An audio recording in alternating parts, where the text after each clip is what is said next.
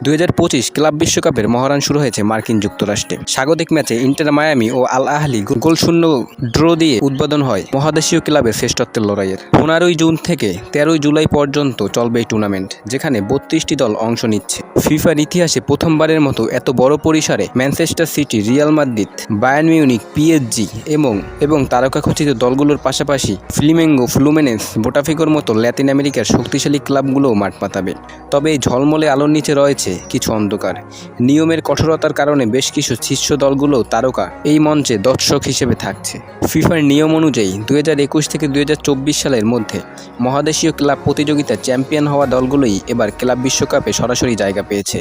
Europe থেকে 12টি দল অংশ নিচ্ছে, যার মধ্যে চ্যাম্পিয়ন্স লিগ বিজয়ী চেলসি 2011, রিয়াল মাদ্রিদ 2022-24 এবং ম্যান সিটি 2023 সক্রিয়ভাবে যোগ্যতা অর্জন করেছে।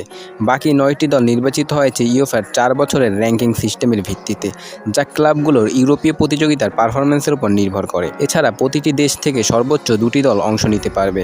নিয়মও রয়েছে। এই কঠিন নিয়মের কারণে ইউরোপীয় শীর্ষ 5 লিগের বেশ কিছু চ্যাম্পিয়ন দল বাদ পড়েছে। এই দলগুলোর অনুপস্থিতি শুধু ক্লাবের অস্তিত্বই সীমাবদ্ধ নয়, এর প্রভাব পড়েছে তারকা ফুটবলারদের ওপর। লিভারপুলে Mohamed Salah, Barcelona Lamine Yamal, Raphinha, Roberto Lewandowski, Al নাসরের Cristiano Ronaldo, Kevin De Bruyne ও নেইমারের মতো খেলোয়াড়রা টুর্নামেন্টে দর্শক হিসেবে থাকছে। রোনালদোর ক্ষেত্রে ব্রাজিল, আর্জেন্টিনার কিছু দল তাকে দলে নেওয়ার আগ্রহ দেখালেও পরিকল্পনা বাস্তবায়ন না হয় তিনি বাইরে রয়েছেন।